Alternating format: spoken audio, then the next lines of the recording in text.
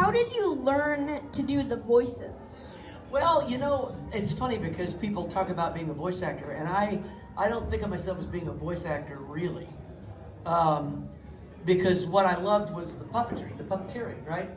And so each character had to have a voice, and so you just sort of see what voice fits in. But a lot of it for me was watching what the Muppets were doing. Because in many cases, their characters were just extensions of the puppeteer's own voice. I mean, Kermit's a little bit more extreme than Jim's voice, but it's similar. Jerry Nelson was the master of that. He has so many characters and so many voices, and oftentimes it was just his voice slightly changed, you know.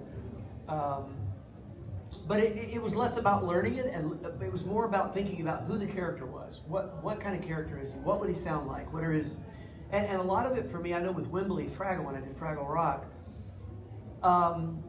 his voice, it was a voice that I was comfortable with, but the real true character came out of finding out how Wembley would laugh, oddly. And a lot of times with characters, I've thought about, I've figured out how they would laugh at something, and the laugh led me into what their voice sounded like. Sounds weird, but it kind of worked.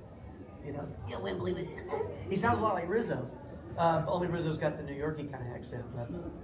But that's a voice, I think everybody, if they pursue it, has 2 or 3 voices that they could probably do. You know, you might have a deep voice or a falsetto voice or a growly voice. Everybody's got them. You just have to not be afraid to look stupid when you do them. Just go for it, you know.